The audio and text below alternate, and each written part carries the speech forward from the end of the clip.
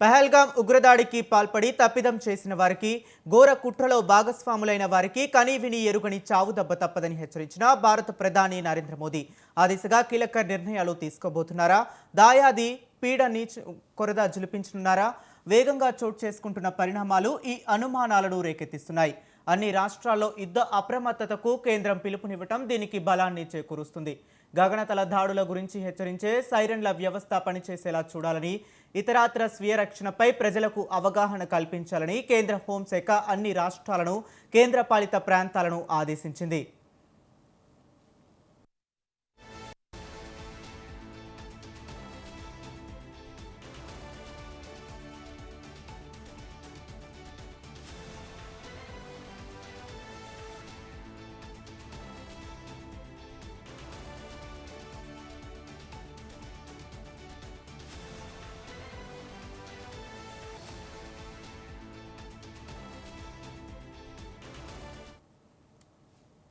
అత్యవసర సమయాల్లో ఎలా స్పందించాలనే దానిపై పౌరుల్ని సమాయత్తం చేసేందుకు రేపు మాక్ డ్రిల్ నిర్వహించాలని కోరింది. అధికారులతో పాటు సివిల్ డిఫెన్స్ వార్డెన్లు, వాలంటీర్లు, హోంగార్డులు, ఎన్సీసీ, ఎన్ఎస్ఎస్, నెహ్రూ యువ కేంద్రాలు, కళాశాలలు, పాఠశాలల విద్యార్థులను దీనిలో భాగస్వాములను చేయనున్నారు. శత్రుదాడి జరిగినప్పుడు స్వీయ రక్షణతో పాటు విద్యార్థులు, యువకులు ఎలా ప్రతిస్పందించాలో అవగాహన కల్పించాలని హోంశాఖ తెలిపింది.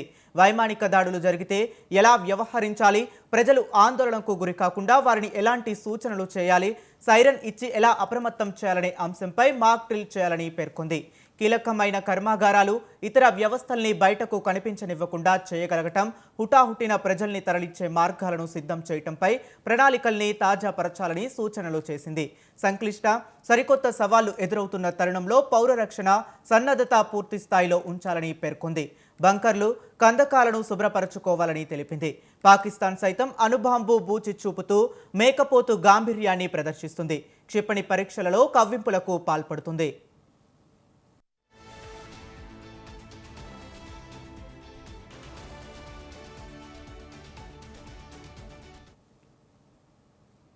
పాకిస్తాన్పై భారత్ ప్రతీకార దాడులు చేయొచ్చనే అంచనాలు నెలకొన్న తరుణంలో హోంశాఖ స్పందన గమనార్హం.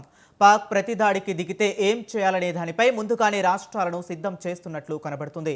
హాట్లైన్, వాయుసేనతో రేడియో కమ్యూనికేషన్లు పనిచేసేలా చూసుకోవాలని, కంట్రోల్ రూమ్ల పనితీరు సమీక్షించుకోవాలని కూడా ఆదేశించడం గమనార్హం.